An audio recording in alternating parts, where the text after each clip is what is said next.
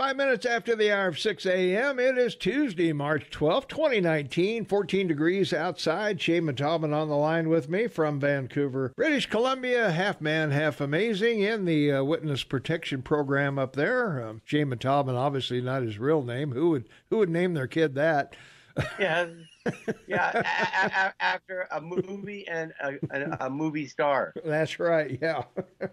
Which means I'm the only movie star. I'm the only movie star you'll ever know. Okay, well, good. Tom Eaglehoff, your morning mayor in the house. Welcome to the KMMS Morning Soapbox with Tom and Shane. And Jeff Krauss will be in at 8 o'clock. We'll be talking about affordable housing. Shane just will not go away. It's the guests that wouldn't leave. So I don't know why we even bother with that crap. It's such a waste of time. Anyway, getting started weather this morning. It is, we're looking for our last day of snow, Shane. Last day of snow. I promise. I promise. Well, you're not going to like it, but there's about a 90% chance of snow on your commute in tomorrow morning. And we're looking for 1 to 3 inches. But today we're looking for a high of 34 degrees. 18 will be the overnight low. Mostly sunny today, so we might get a little snow in there. 1 to 3 inches are predicted starting, maybe about noon or so, and then it'll continue through the evening and into Wednesday morning and late Wednesday afternoon. So we'll see how that plays out. We have a high of 26 tomorrow on Wednesday. 12 will be the overnight low, and snow is predicted. And then it gets nice, Shane. It gets really nice after that. Well, no more snow. No more snow in the forecast for the next 10 days or so. 30 degrees will be the high on Thursday, 10 the overnight low. Then a little warmer on Friday, 34 and 13, and Saturday, 38 and 16, and then Sunday, 40 and 18.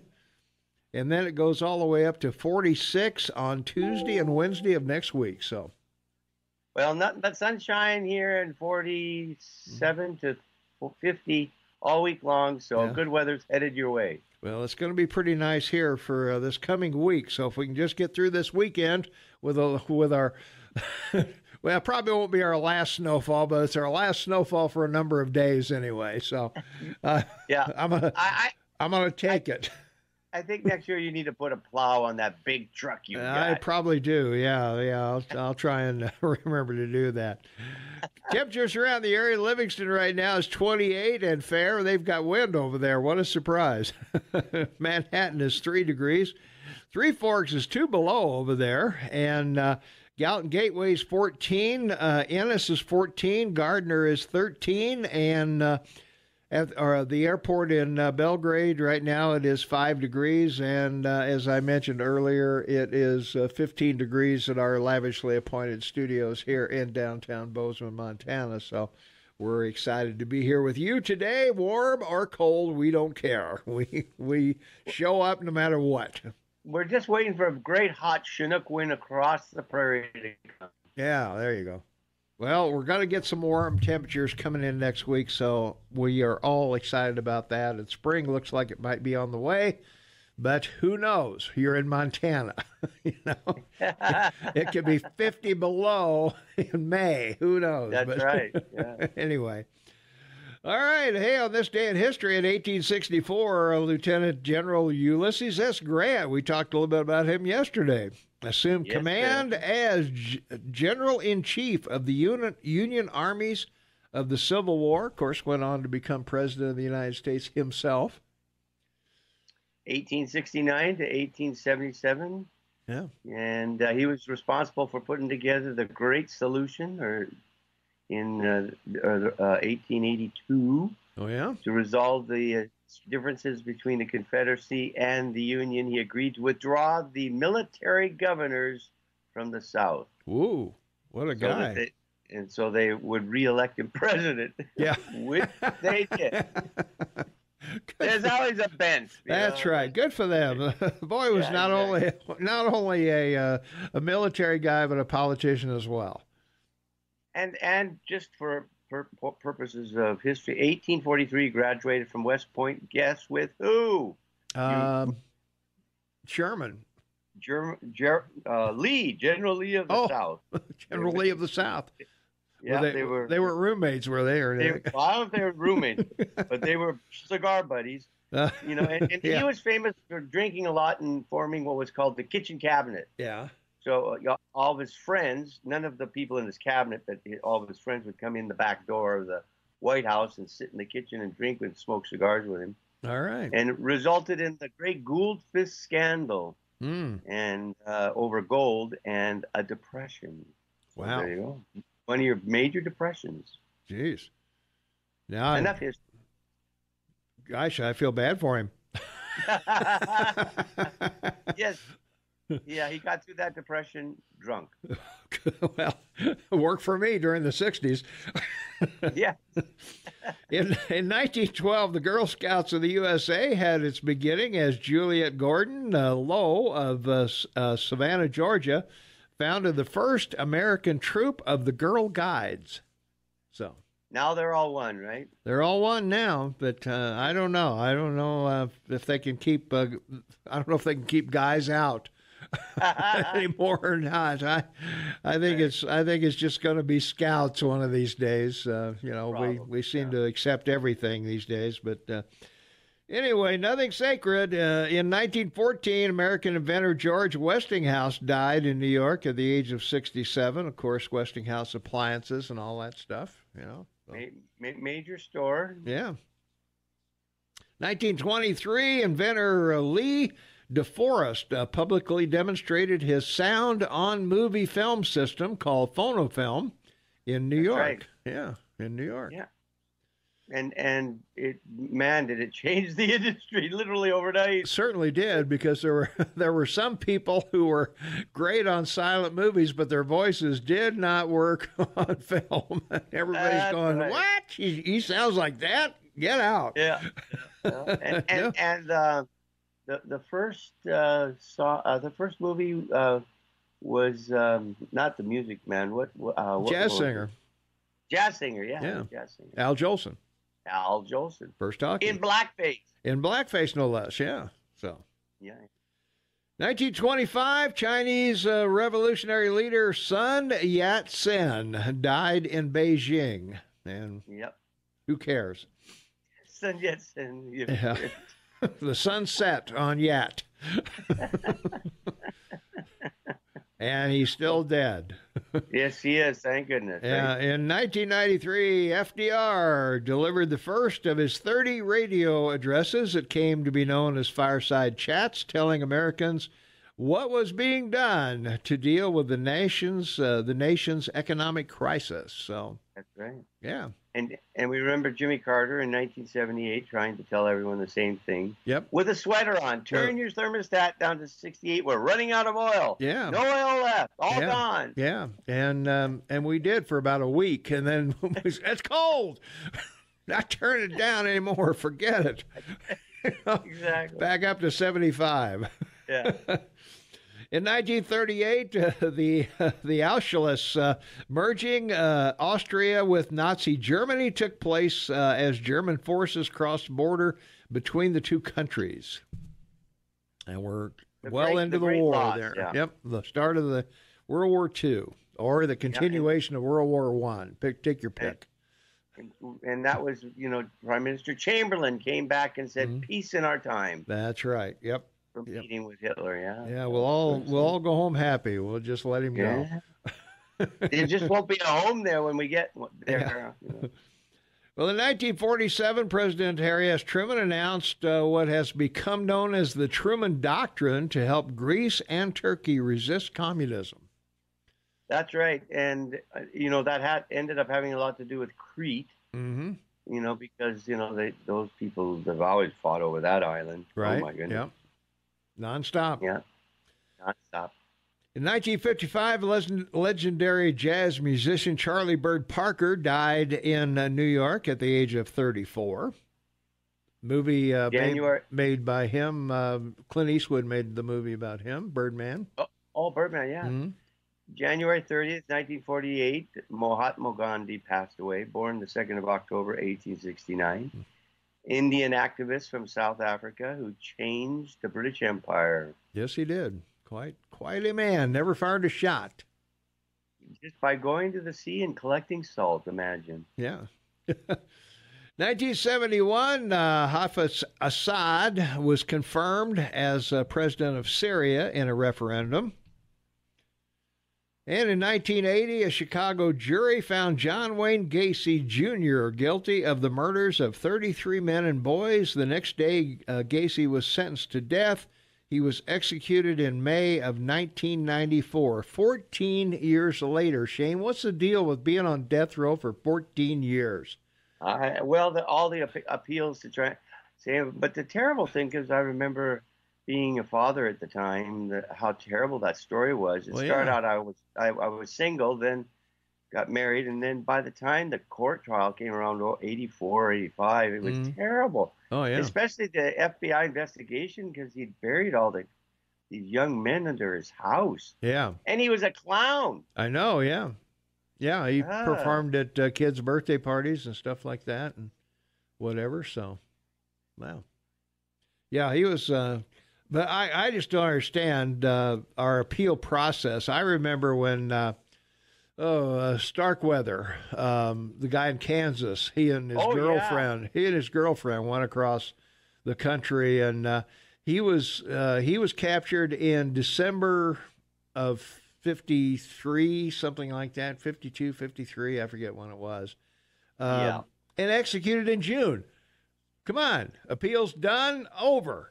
Yeah, but they also beat you up with a telephone book when they interviewed you. Well, and maybe we need to go back to that. It's sitting on your butt while the victims families are sitting out there while you're getting 3 squares a day and I Love Lucy, for 14 years. I mean, give me a break. Well, the terrible thing about our countries that you can talk to is victims don't seem to have a lot of rights. It's not really. Family. Yeah, not anymore. So I don't know. It's got to talk to the farmers, buddy. You can't forget the farmers. They give me my bacon and eggs. Yeah. Well, we don't have a farm report this morning, unfortunately, but we do have the Headwaters livestock report. So we'll be doing that as well. So I had some beef last night. It was good. Well, anyway, we got a couple more things to do here. We've got 1993. Janet Reno was sworn in as the first female U.S. Attorney General. A 3-day blizzard that came to be known as the Storm of the Century began inundating the eastern third of the U.S., and a series of bombings in Mumbai, India, killed 257 people. The explosions were allegedly masterminded by India's most wanted man, Dawood Ibrahim. In 2002, the UN Security Council approved a U.S.-sponsored resolution endorsing a Palestine state for the first time under W. Bush. W. Bush. In 2003, Elizabeth Smart, the 15-year-old girl who vanished from her bedroom 9 months earlier, was found alive in a Salt Lake City suburb with 2 drifters, Brian David Mitchell and Wanda Barees. Mitchell is serving a life sentence, and Barees was released from prison in September of 2018. So, all right, we do have the Headwaters livestock report and some other things. Plus, we got to test our emergency system. So, all of that will be going on right now, and Shane and I'll be right back. 22 minutes after the hour of 6 a.m. It's Tuesday, March 12th, 2019, 15 degrees outside. Shane Metalman on the line with me from Vancouver, British Columbia. Half man, half amazing. Tom Eagle-Off, your morning mayor, in the house. And this is the KMMS morning soapbox. And, we got an apology for the roof caving in. In response to the 2 roof collapse, President Juan Cruzado wrote a letter Monday apologizing for the disruption and concern the incidents may have caused students, faculty, staff, and parents. So she writes, as unfortunate as this event has been, I am grateful for the fact that Not one individual was injured. My goal is that out of this unfortunate incident, we will build an even stronger university. Well, I would say that's probably a good idea. Would you think? I would think that's good intent. Yeah, I would. But for right now, you've got that huge field house to handle everything, so that's cool. Yeah, no nails in the roof of that thing. You know that, right? Really? It's a pressure. It's a pressure deal. No, it's wood. It's a pressure deal. Oh, it's a pressure design. The only one in North America, I believe. That's a was. Yeah. It was the only one. No, it's still there. I'm sorry. You're talking about the field house. Yeah. Oh, I thought you were talking about these buildings. No, wow. No. The field house is just hand fitted wood in there. There's no nails. There's no nothing in it. Wow, that's gonna blow away someday. Well, I don't think so. It's made not to blow away. I know. I'm trying to be funny early in the morning. You know me. Well, anyway, some of the questions. How long will the fitness center be closed? And of course, they don't know with the weather and everything. And what will happen to the students whose classes were in the fitness center? And I guess they'll be at other places in the university. And why did the gym have a flat roof in the first place? Why does MSU let flat roofs stay in place? Well, flat roofs are very common for large buildings and continue to be used for both private and public structures in all climates. MSU has not seen a roof failure like this in its 125-year history. I was going to say, most of the downtown businesses are flat roof as well. And that's because, it's the 21st century, and you have air conditioning units up there, and then they put heating units up there now. Mm-hmm. But it's principally for the air conditioning units that, people need and so forth. So there you go. Yep. So, well, I don't know. I know yesterday they were over there cleaning the snow off the remaining roofs, I guess, wherever they think they might fail. There you go. So I'm not sure how that works, Shane. How are they going to do that? Well, it's a good exercise for the basketball team because March Madness is on its way. Yes, it is. Starts Thursday, I think. Yeah, the 17th, this week. Yeah, I think it starts Thursday. So, anyway, in other news, they want to put a mine in on the Gallatin. Copper mine. Yeah, copper mine. Yeah.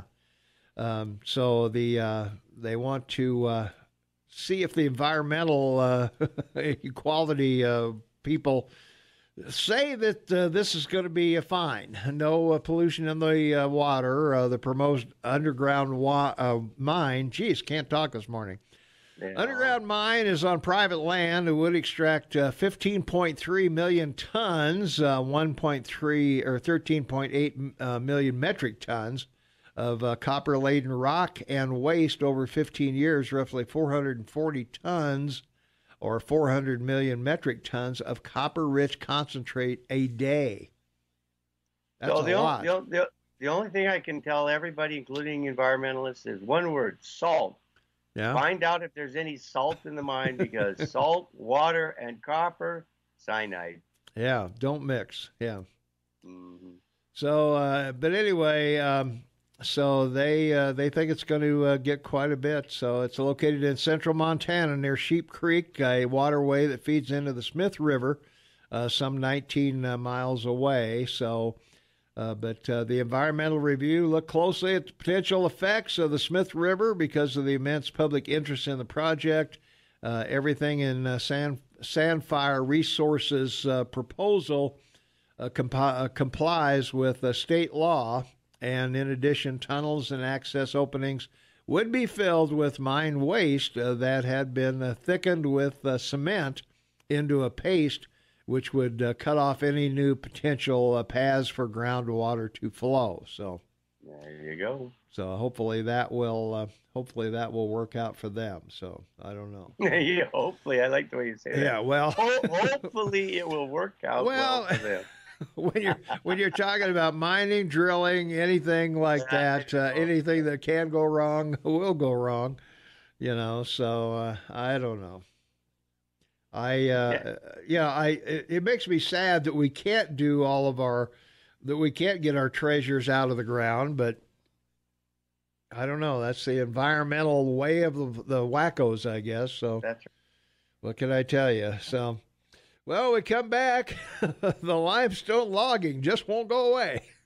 It just keeps hanging out there. So now the industry and the state, they want to put a bill up to talk about this, and I don't know. I think it's a done deal for this one, but I think they're talking about future ones. But anyway, we'll cover it when we come back right after the news at the bottom of the hour. Montana State News, Fox News, and Brooke Foster Weather. And Shane and I will be back right after that. So stay tuned. A lot more to come this morning. Jeff Krauss is in at 8, and a lot more to come. 26 minutes after the hour, before the hour, up to the hour. Jeez, it's Tuesday. I can tell. I can tell, too. Tuesday, March 12, 2019, 15 degrees outside, getting a little warmer as we go along here, Shane. Daylight savings times, I think, has got me discombobulated here. Man, it's one of those mornings.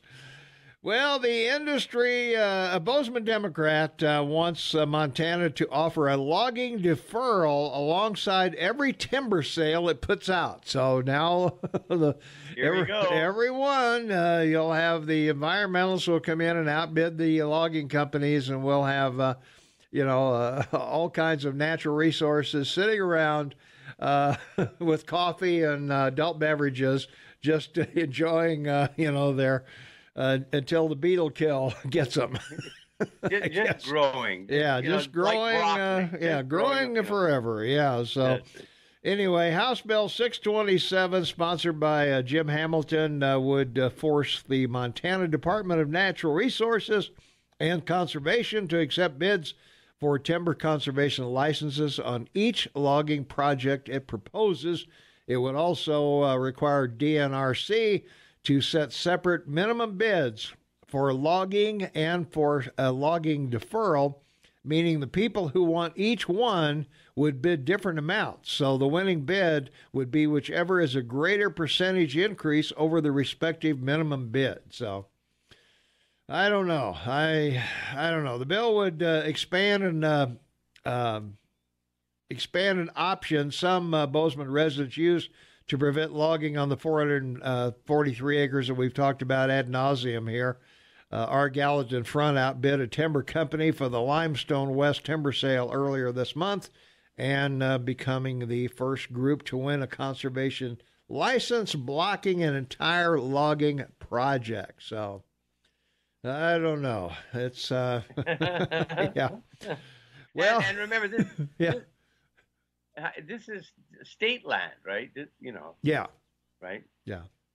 Well, from our text line, 478-8298, they need to pay for the damage from forest fires then if they're going to,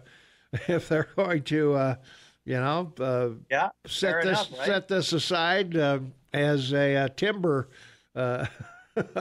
whatever, then yes. Yeah, they should pay the freight on that. So I don't know. I would tend to agree with that. I think if it's your land and your easement, then you're responsible for it. So, even if it is on public land, if you're going to license it, should be your deal. So let's take a phone call. 522-TALK is the number. 522-8255. Caller, you're on the morning Soapbox. What's up?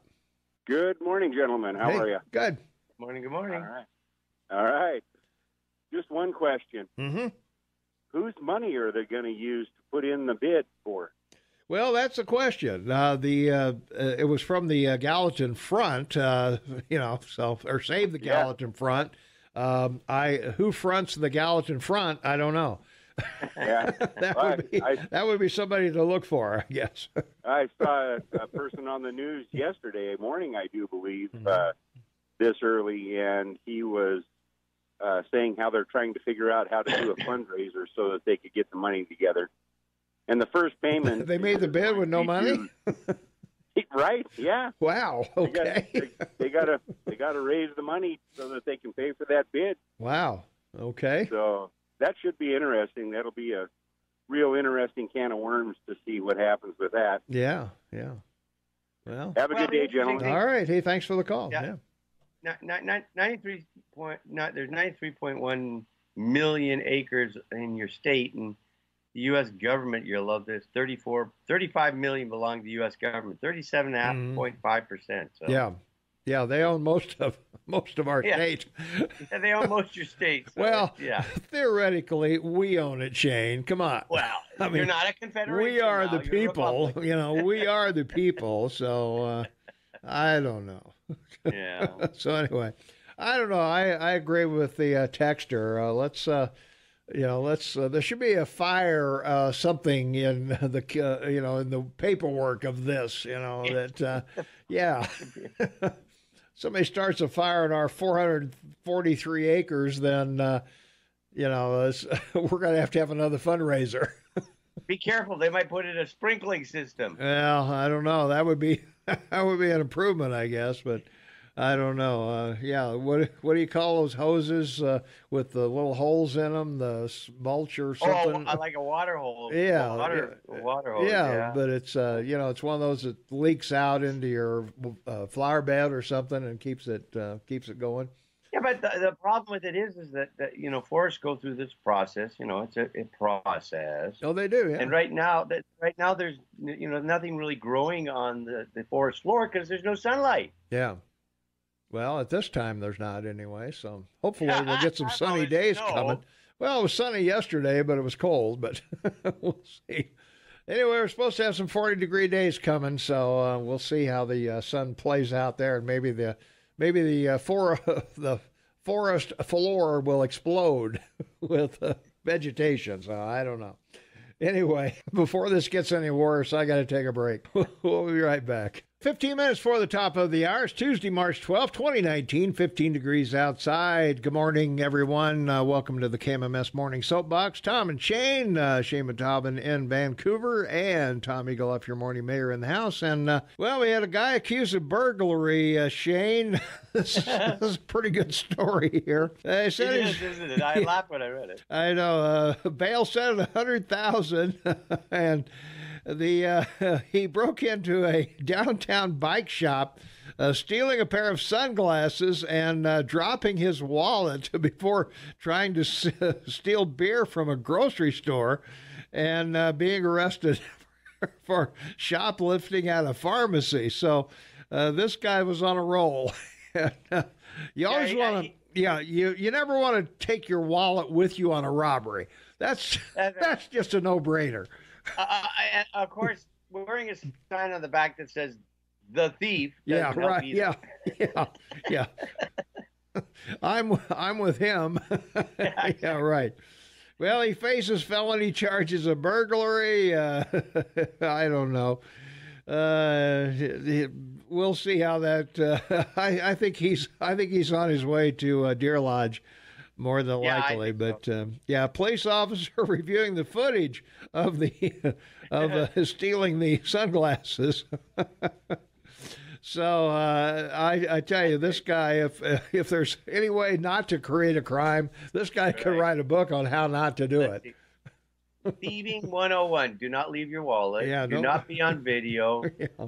Do not leave fingerprints. Do not be seen by others. Don't they have a course like that somewhere? It's in prison. You would think so, yeah. You would think so. How not to be dumb. Yeah, exactly. He gets to prison and they all look at him and go, "Yeah, you are really dumb." Well, the other kind of interesting news, we got an 80-year-old guy here who's shooting free throws at the Ridge. How impressive is that? 168,000 free throws this guy's made. He said he made about 154,000, a 91% rate, and he's 83, and he's kept the record for over 15 years. He goes and shoots free throws every day. And shoots some baskets and whatever. And the more he shot, the more it became addictive to him. So he shoots about 100 free throws Monday, Wednesday, Friday, every 3 days. So And what's great about that is, he gets his heart rate up and lots of stretching, lots of moving, and bending. Yeah, he's walking, retrieving the balls and everything as they either make or miss. He's added about 3,000 to 4,000 steps to his daily walking routine, chasing the ball. So it sounds like a good thing to do. So, yeah. Go out there I'm lucky if I can get over 500 steps a day. Oh, man, I know. Yeah. If And that's just going to the bathroom. I was going to say, if it wasn't for our age going to the bathroom, we'd take no steps at all. Thankfully for that. Wait a minute. From our text line, 478-8298. Wait a minute. Save Our Gallatin Front does not have the cash right now. There should be an amendment to the law that requires bidders to post half the money at the time of the bidding to ensure that they don't just block a sale for the sake of it. And I would agree with that. I would think you need to put up a bond or something. I'm sure they do. Yeah, they got to put up a bond. I would think they put up something, but I don't know. So, but who knows? I guess we'll see. Maybe they're having a fundraiser to get the second half of the money. They're selling lemonade. Yeah, right. Yeah, we'll be doing that. So, all right. Yeah, I agree with both our texters this morning that somebody ought to put up some money and be responsible for that 443 acres if it catches on fire. So yeah, I really like this one. The county-supported bill for non-partisan elections moves forward in legislature. Yeah. Well, of course they're non-partisan until you vote. Well, we're one of the few states where you don't declare whether you're a Republican or a Democrat. You can go in and request either ballot. So we don't register by. Yeah, we don't register by party affiliation. So right, open primary. Yeah, right. Yeah, we got the open primary. So sometimes that's a bad thing because if you got somebody who's a shoe-in, then it's easy to go across and contaminate the other side if you can. Well, yeah, especially if one party doesn't want probably the best candidate to run, so they get all their people to vote for somebody else. Right? Yeah. Well, the Gallatin County Commissioners, they're going to ask the voters whether they'd like to make county elections nonpartisan if the state legislature passes House Bill 129, which had its first hearing in the Senate State Administration Committee on Monday. House 29, Representative Ross Fitzgerald, Republican of Fairfield, is sponsoring, would allow counties to ask voters if they want to change their county elections from partisan to nonpartisan or vice versa. I don't know. If you're affiliated with a party, wouldn't you be proud to say that? Well, yeah, of course. I would think you would. Especially if you're wearing a MAGA hat. Well, whatever. If you're running for a judge or something, wouldn't I be proud to say I'm a Republican or a Democrat running as a judge or whatever? So. Well, I guess that depends on whether you're in Livingston or Missoula, right? Well, yeah, that would be true. So let's take a phone call. 522-TALK is the number. Caller, you on the air. What's going on? Well, let's see if you can handle your off-the-wall one for the morning. So I heard yesterday that Shane Metalban doesn't get any money for this show. Now, I try to tip everywhere I go. I've been tipping at the jeweler. The first time he said no. The second time he said, well, maybe I'll take a little tip. So I tip at the most unexpected times. Mm-hmm. Now, I thought capitalism gets money for goods and services. Isn't Shane Metalban getting something for his services? Isn't he a good capitalist? He is a good capitalist. Since the last time you referred to me as a troll, I've become socialist. So, yeah, it's free time for me. I'm a free timer. Oh, yeah. Well, both of us have done Saturdays for free for years. Yeah. Well, aren't you getting paid for this morning show? Oh, I am. Yeah. I'm not getting up at 3 or 4 o'clock in the morning for nothing. Well, 5 days a week. No.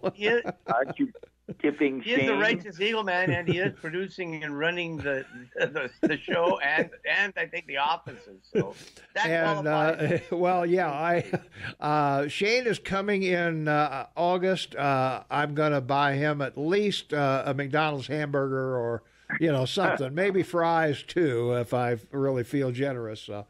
Actually, it's July, the last week of July, but that's okay. Well, whatever. Yeah.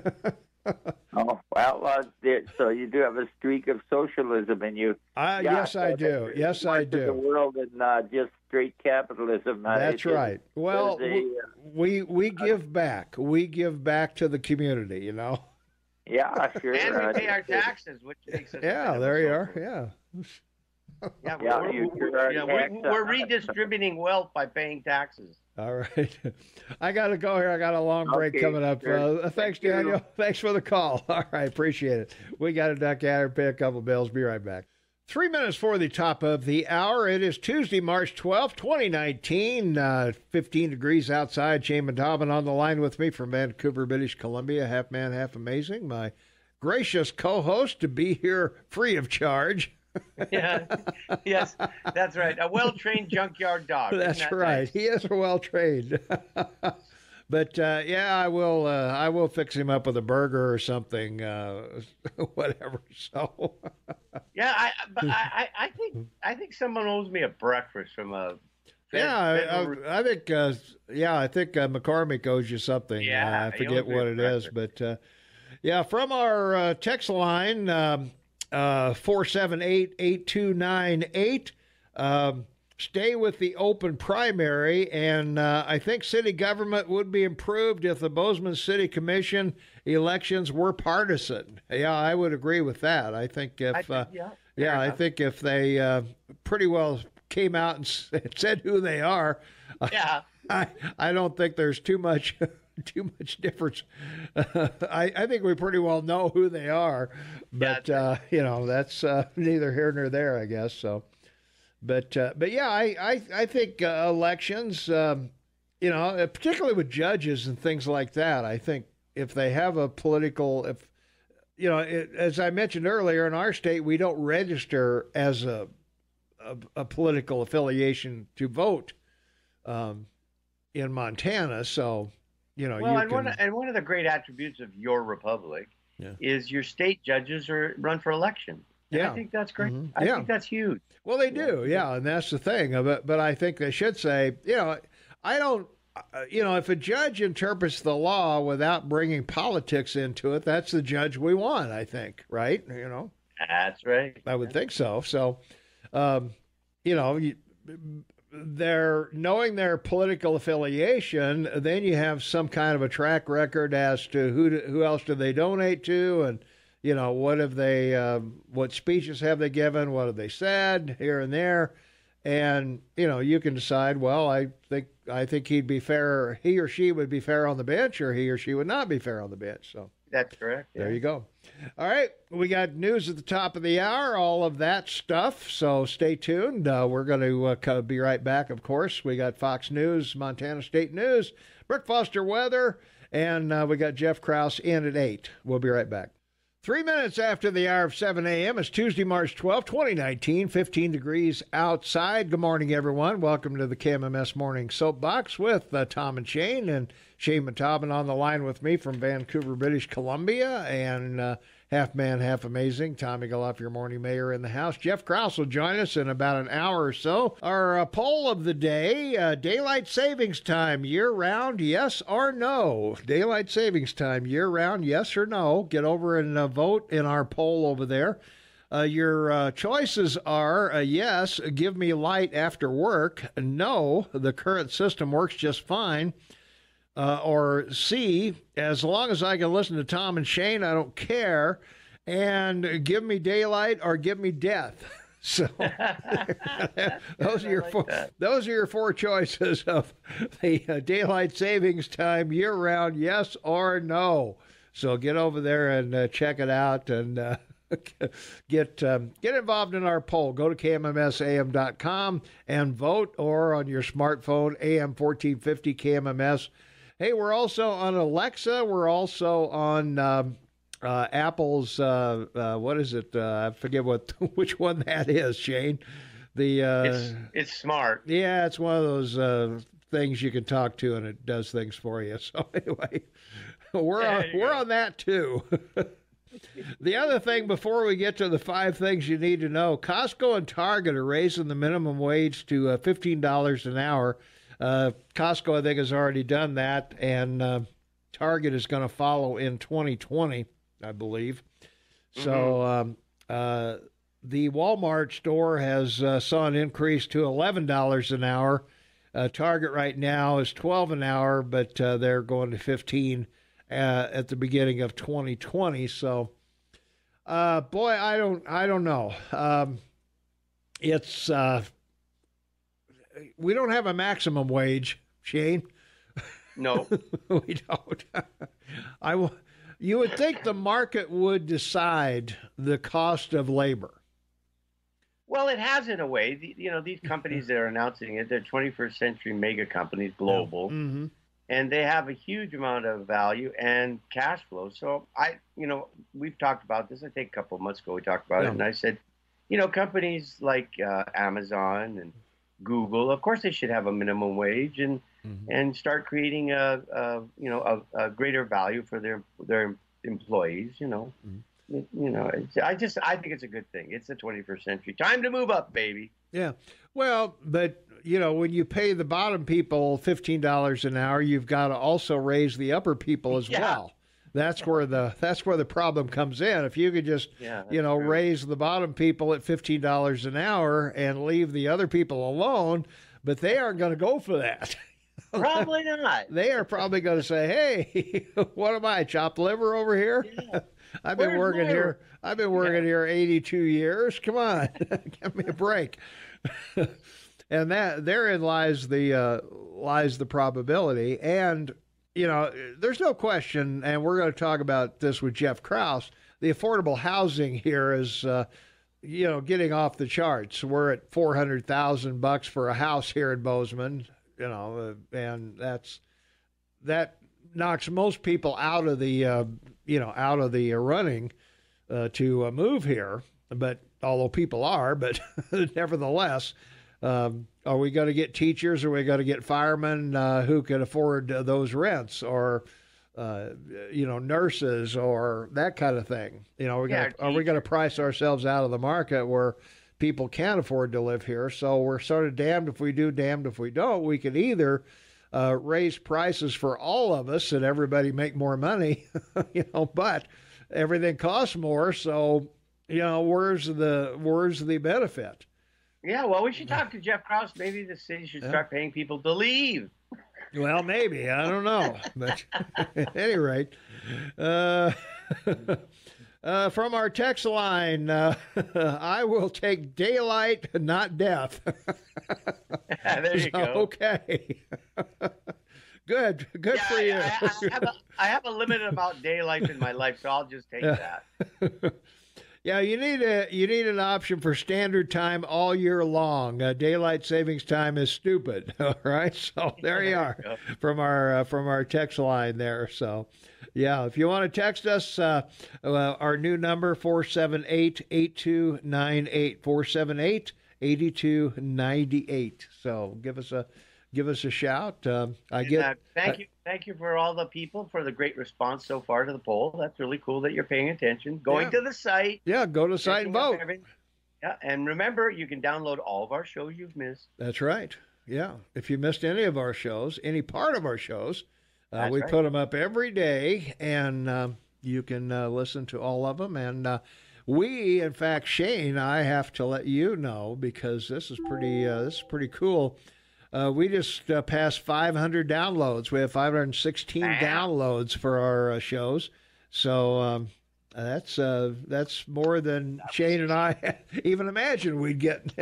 Oh, no, I always imagine. I'm always a positive guy. Yeah. Okay. Yeah, well, people are certainly downloading them. They're we're getting several in double figures, getting some 9s and 10s of people downloading them. So, yeah, you can listen to them at work. There's no commercials. There's no bumper music. It's just straight us with guests or whatever we're talking about, and we put a summary in of what we talk about each hour, so you can kind of pick and choose where you want to, what you want to listen to, and you can just download the whole deal there at KMMSAM.com. Just go over and click on Tom and Shane's podcast, or with your smartphone at AM 1450 KMMS, and get it done. Yeah. And as a public service announcement, remember everyone, it's real news. It's real news. Yeah. It's not that fake China news, or made in Japan news. We've never got a Pinocchio from the Washington Post. That's right. Never have. So, well, the 5 things we need to know today, Shane. Nancy Pelosi on impeaching Trump. She says, hey, he's just not worth it. Well, this is a bombshell because clearly Mueller report has been leaked. You think so?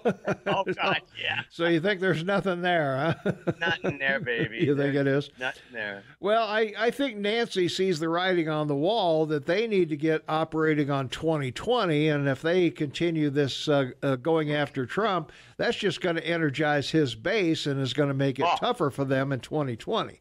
I think that's the real reason. I think she wants to shut up Maxine Waters and everybody else that wants to, Elijah Cummings and all these other people that want to impeach him. And whether they do it or not, I think it's a waste of time because it'll take up to the election to get it done anyway. Oh, yeah. And the longer it goes on and the more things that, they throw at Trump, the more that's going to energize his base. And the tougher it's going to be for them in 2020. So, that's the option. So, let's see. It's called daylight saving, not daylight savings time. People get it wrong all the time, and you are right about that. It is daylight saving, not daylight savings time. But what can I tell you? Hey, well, daylight savings is a positive thing because it encourages people to save. That's right. Yeah. Save that daylight for when you need it. That's right. Like a windmill. It's like a savings account. It's a daylight savings account. Right. Yeah. Come on. You're like the solar array that's heating your house. Right. That's all you need. Yeah. Works fine. Oh, jeez. All right. Let's see. Well, let's go with our other items in here because, Nancy, as I said earlier, I think this isn't going to work with the party, and it's not going to help the state races at all if they go after Trump. They're looking at governorships, they're looking at senatorial races, and the House of Representatives, and so. This impeachment talks aren't going to help those folks at all. It's just going to be a distraction from, they're not going to be able to get their news out anywhere. And so I think Nancy is just saying it isn't that she doesn't think Trump's not worth it. The effort's not worth it. It's not worth it to the Democratic Party to go after Trump in this case. So more countries are grounding the Boeing 737 MAX jets despite FAA safety assurance. So I don't know. I don't know if I want to get on one of those babies. Well, give the audience some context. It's quite remarkable. The 737's been built since 1967. Yeah. The 10,000th of the original rolled out in March 13th, 2018 as a MAX 8 destined for Southwest Airlines. They have over 4,600 orders are pending. And, this is not a cheap plane. I mean, we're talking, these things cost around $5 million, or excuse me, what is it? The unit cost is $26,700,000. The new one is $31 million. This new is $31.1 million for this plane. Oh. So, people may always want to know, and people are curious to know, and why wouldn't you be? But it's a pretty remarkable thing to realize the number of planes that are flying around the world. And rumor is that there's a lot of planes out there, over 130,000.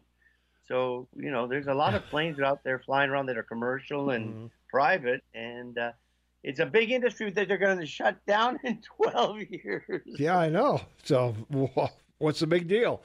Yeah, exactly. You go now or you go in 12 years? Yeah. What's the difference?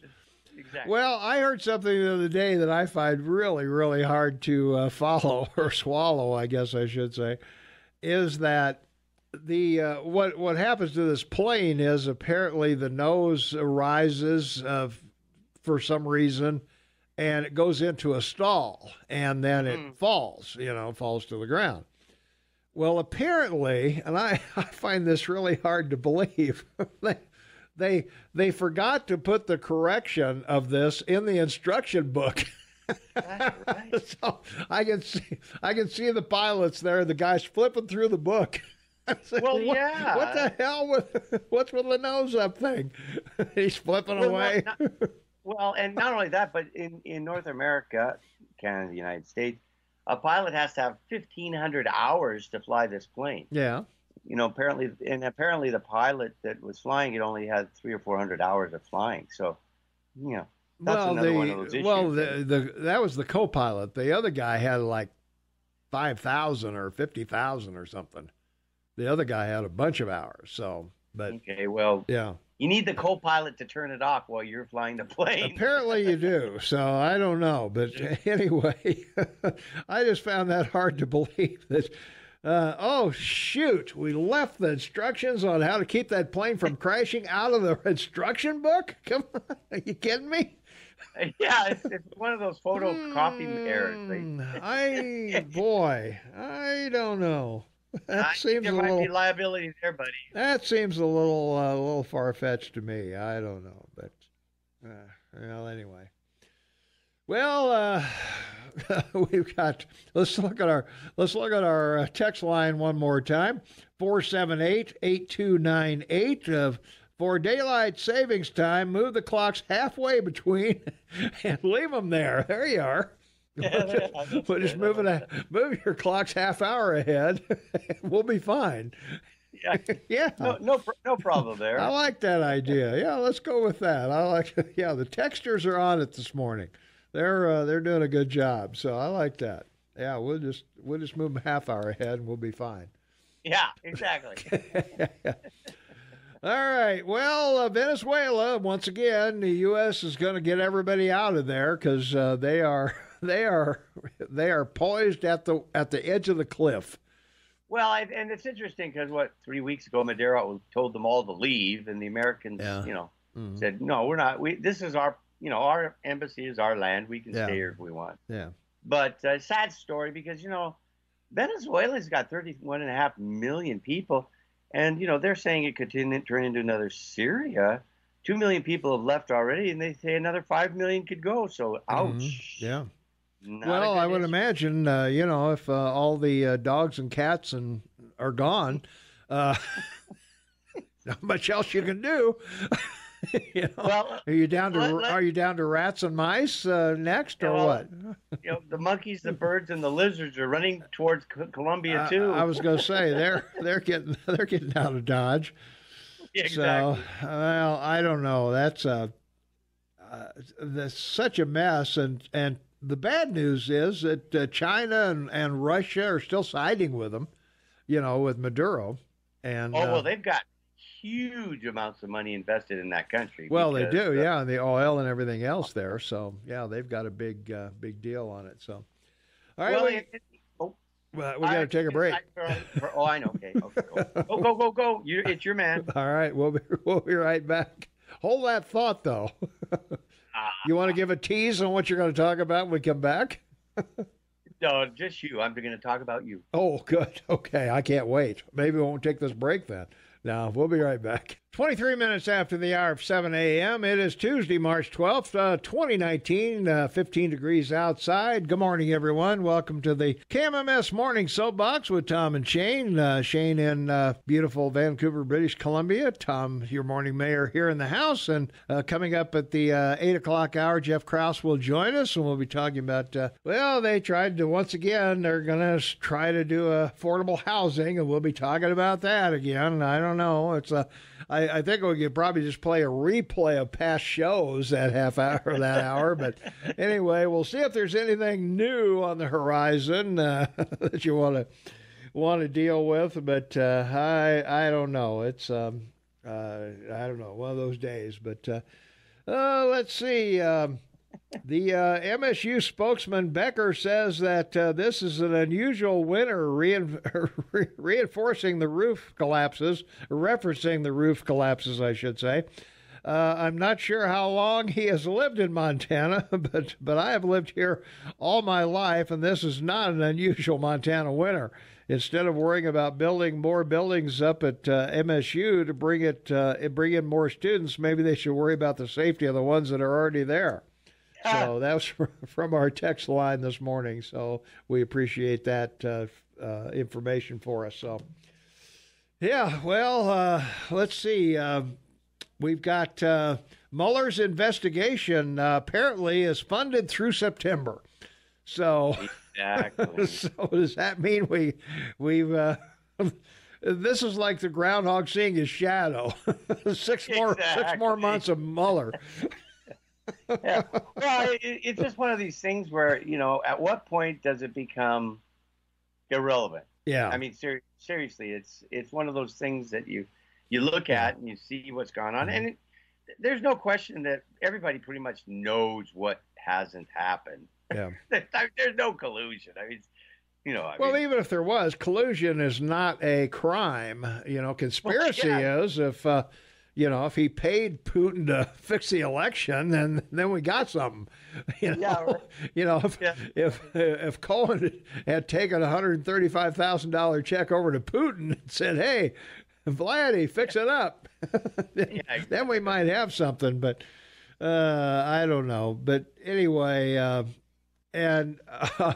even heard as late as this morning that Maxine is putting all her cards on what Mueller's going to find to impeach Trump. I mean, she wants him gone in the worst possible way, and she's convinced that Mueller's going to get the goods on him, and he is going to be history. They're going to impeach him, and Sinise and whatever his name is, and Shifty Schick. Schiff, yeah.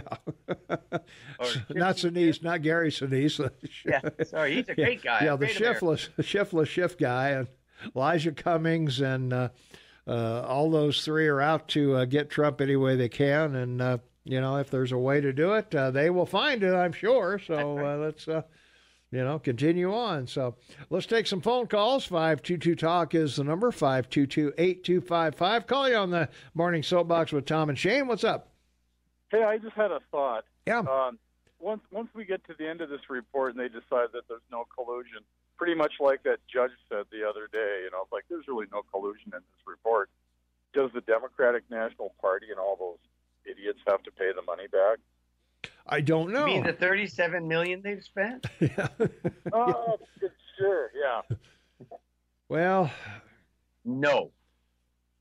I would, why not? yeah. Well, because that's the way our government operates. They waste money. We put up with it, and we keep sending it in. Yeah, but isn't it like if you lose a court case, there are conditions sometimes where you have to pay court costs? Yeah, you got to pay the court costs and the opposing attorney and all that stuff. Yeah. In civil cases, yes. Yeah, I think they should build a wall. Yeah, well, then we can take the money and throw it into the wall, along with all the money that we took from El Chapo. Yeah. There we go. Problem solved. Of course, there we go. Right, you should run for office. I think that's a great campaign. Yeah, there you are. Well, once I'm bought, I'm paid for. That's right. I know. Yeah. Me too. Yeah. Me too. Like a true politician before you are one. Okay, talk to you later. All right, thanks for the call. Appreciate it. Thanks for listening. Yeah. Well, I don't know. I don't know if this. I guess if you're funded through September, why not keep on going, huh, Shane? Exactly. I mean, why quit and save the money? I mean, geez, I'm only making X thousand a day here, so why not keep going if the money's there? We can't divert money from somewhere else, Shane. That's a no-no in the eyes of the special people up in Washington. So yeah, well, like Scott Sales told us yesterday, was how many jobs haven't been filled? Yeah. So well, well, there's a bunch of them. Yeah. So there you go. All right, Tucker Carlson's in trouble again. We'll talk about that when we come back. And boy just keeps digging his hole deeper. He does indeed. All right, that does it for this half hour. News Radio AM 1450, KMMS in Bozeman, 1340 KPRK in Livingston, online, KMMSAM.com. Sorry about that. Don't forget our app, AM 1450 KMMS on your smartphone. Take us with you everywhere you go and get all the news and info and weather and everything you need. 26 minutes before the top of the hour, or the bottom of the hour, top of the hour. Yeah, I never can remember what the stupid clock says. Well, we lost an hour, so it doesn't matter. I know. It's Tuesday, March 12th. At least I got that right. 2019, 15 degrees outside, and you're listening to, as painful as it might be, the KMMS Morning Soapbox with Tom and Shane. Shane and Tom on the line in Vancouver, British Columbia. Tommy Goff, your morning mayor in the house. Coming up at 8 o'clock, Jeff Krauss will join us. But Tucker Carlson, a few weeks ago, we reported he lost about 20 sponsors for his some of his remarks on the air. And this is off the air from Media Matters. And we know who Media Matters is. That would be George Soros, of course.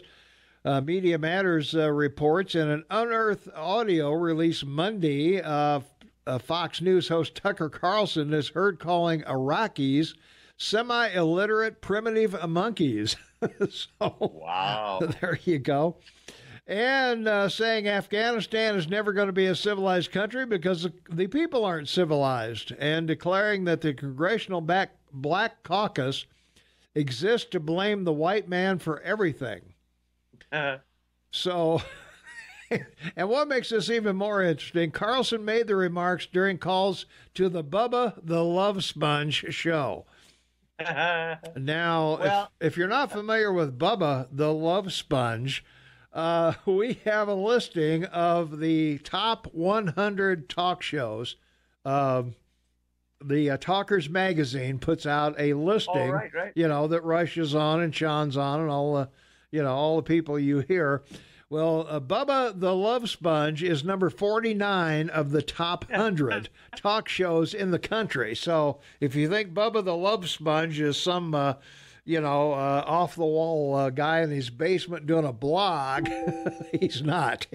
He has the Bubba Radio Network, and, he's in the talkers.com Heavy 100. So, Well, we get Fox here, and the only comment I have, this means more pillow ads, gold ads, travel ads, and insurance ads. Think that's so, all huh? I know. That's all I see. That's all I see. You think so, huh? Yeah, that's all I see. Well, we'll certainly see. So anyway, apparently Carlson was a frequent caller to the Bubba Love Sponge show between 2006 and 2011. And in 2008, he predicted that Michelle Obama would be a problem for then-candidate Barack Obama because she turns into a sister. And said everybody knows that Barack Obama would still be in the state Senate in Illinois if he were white. So wow. I don't know. That's about as racist as you can get, I guess. That's about it. I'm gonna say he covered Middle Easterners, blacks. That's right. Yeah. And Afghans and you name it. So I don't know, Tucker.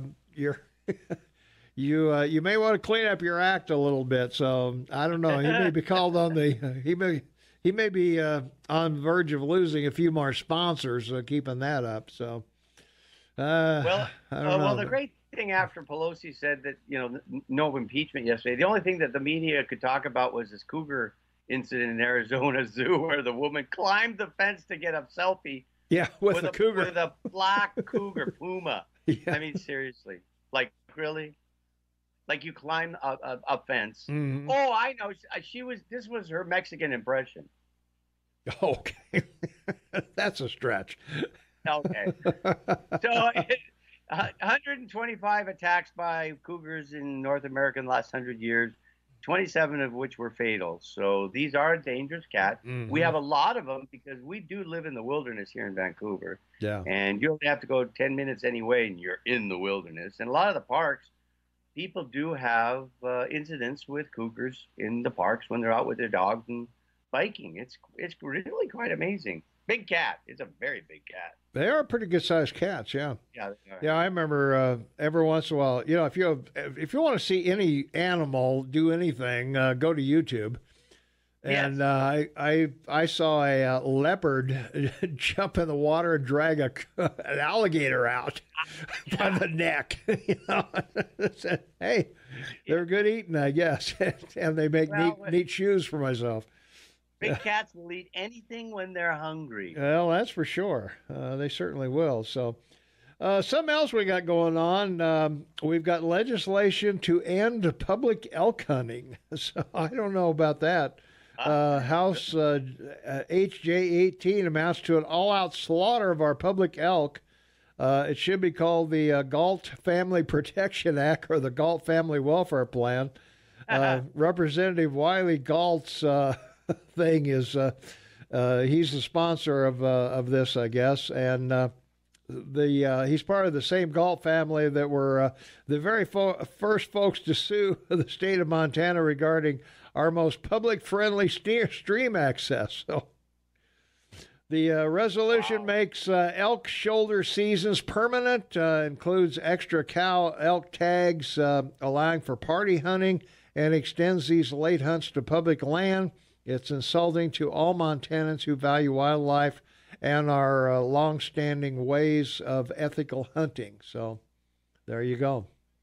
Exactly. Oh, and the big news yesterday is some of the negotiating points. Now the Chinese have agreed to, particularly about their currency. Mm-hmm. You know, all the demands. You know, the U.S. has under the treaty they've agreed to meet, and you know, no manipulating of their currency, and it'll be interesting if he ever decides to talk to Russia, but of course not. Why would he? I mean, their ruble is 66 to $1, so we should be watching them like we watched Venezuela. Well, yeah, I would think so. Yeah.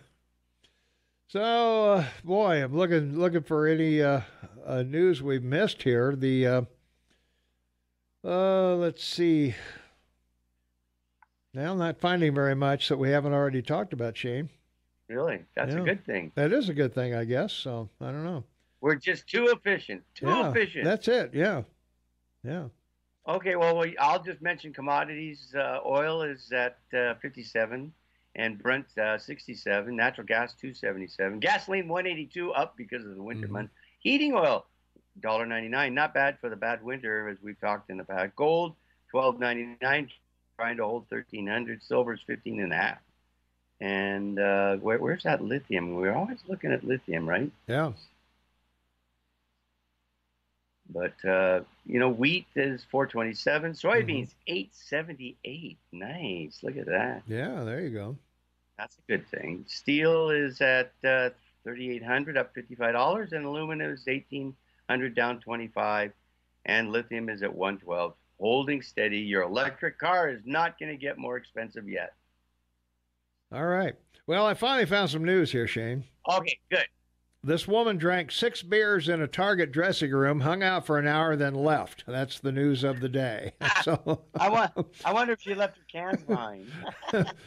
Yeah, you don't want to be there and having a quick beer in the midst of all kinds of nice impulse. The impulse is understandable. However, one woman was determined to find a way to make it happen while shopping at Target. So there you go. She wandered into the dressing room with some clothes and a 6-pack of Stella Artois. I don't even know what that is. She stayed in the dressing room for a whole hour before emerging less than 6 beers, according to the police services. So I'm guessing she left the cans in there. So there you go. Yeah, and I think one of the callers, or rather one of our texters, 478-8298. It was a jaguar, not a cougar, I think, that attacked the woman. I don't know what that text means, so I'm not going to. Not going there. Not going there. I don't know what that is. It's not 8 o'clock yet. Yeah, it isn't. I think it's after 10 for that one. So exactly. All right. Well, thanks for the text anyway. We're happy to have you texting to us, but I don't think I can do that one on the air. Yeah, that's right. So anyway, it was funny last week. Your president had all those CEOs into the White House, and they had a great conversation. And he referred to the head of Apple as Tim Apple. And when asked about it, he said it was to save time. Okay. His name is actually Tim Cook, the CEO of Apple. Right. Yeah. Well, that's okay. Yeah. You got to have a sense of humor. Come on. And he is the president. Yeah. Say whatever he wants, huh? Pretty much anything he wants, yeah. All right. Well, we've got some people that want to say what they want. All right. And we'll be right back right after they say it. 11 minutes before the top of the hour. It's Tuesday, March 12th, 2019, 15 degrees outside. Good morning, everyone. Welcome to the KMMS Morning Soapbox with Tom and Shane. Shane Taubman in Vancouver, British Columbia. Tommy Goloff, your morning mayor in the house. Jeff Krauss will join us at 8 o'clock to... Well, they went after affordable housing last night, and whether or not it worked or not, well, they're going to, of course, we have to do a consulting story and all kinds of stuff like that. But at any rate, weather experts across the country say Montanans just endured one of the coldest winters on record and some of the most extreme weather seen in the continental United States in modern history, Shane. Wow. Cold temperatures and heavy snow that struck in early February and stayed through March led to new records throughout the state. The Washington Post writes that Great Falls bore the worst of it with a record-setting streak of 32 days with the temperature below freezing. And Montana also set a new record low for the month with the temperature recorded at 46 below zero in Elk Park north of Butte on a day in early March. So, well, aren't you glad you don't live in a sod house and burn buffalo dung to keep warm? I mean, that's a good thing. Apparently so. Well, yeah. Speaking of that, do you know what socialists use for light before candles? No. Electricity. Oh my God. Let's go to the phones. 522-TALK is the number. Call here on the Morning Soapbox. What's up? Hey, Epic Eagle-Meister. Good morning. Hey, how you doing? How you doing, man? Living my dream. Hey, I want to talk about one of our favorite subjects, Shane, this morning, you know. Yeah, he is a favorite. He takes this grief a lot of times. Yeah. The guy wears so many hats, my goodness. I know. He can talk about finance to history, from world politics to parliamentary procedures. He's not just a pretty face. Hell, I'll bet the guy could talk us through fixing our furnace, you know, if it ever went on the fritz, you know. I'm sure he could. So hats. And you didn't or at least express an opinion. Yeah. Yeah, and you didn't take my suggestion there, Tom, and that's your discretion, you know, to incorporate that part pit bull in there. So I've got another suggestion based on what I just said. I forgot the pit bull in there, yeah. How about you call him, based on my suggestion, half a Renaissance man? Well, there you are. And half of me. We could do that, yeah. Because, you know, that's just so appropriate for the guy. I mean, he knows it all, man. He knows it all. I mean, he takes so much grief sometimes from some people, but he must really be able to empathize with Trump, you know. Collecting no money, taking no salary. Yeah. Put up with so much BS sometimes. I just thought I'd throw that out there this morning. Well, we appreciate that.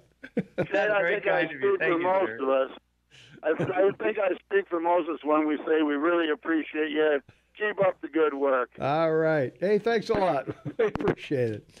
You're too kind. We got to take another quick break. We'll be right back. 3 minutes before the top of the hour, it is Tuesday, March 12th, 2019, 16 degrees outside. Welcome to the KMMS Morning Soapbox with Tom and Shane. Shane's in Vancouver, British Columbia, and Tommy Galaf, morning mayor, and we got the other mayor in the house. Jeffrey, how you doing, man? Good.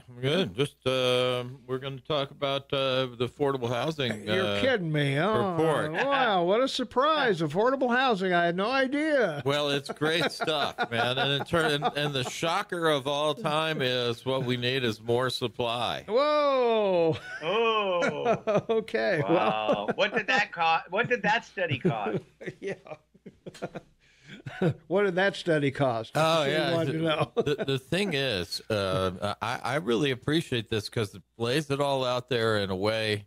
I get up in the morning and I drive down the street and I like, man, we need more housing, right? Yeah. But the other four needed a study, and they got one that says more supply. And it's interesting, I think, because, we'll talk about this, but we've been building houses on stuff that me and Lee and Andrew annexed back in 2004 and 2005 for the last 15 years. Yeah. And that's about run out. And in the last decade, we've hardly annexed anything. So more supply is going to be extremely challenging for this community at this point. Yeah. And so it should be, I'm going to go over some statistics that talk about just how bound up our economy is right now. I can't wait for that. I can't wait. Well, we could talk about Mueller or something, but why not talk about something like that matters, that local government deals with, Well, if you want to talk about something that matters, then our daily poll of daylight savings time year-round, yes or no. Your choices are A, give me light after work. 2, no, the current system works fine. 3, as long as I can listen to Tom and Shane, I don't care. And 4, give me daylight or give me death.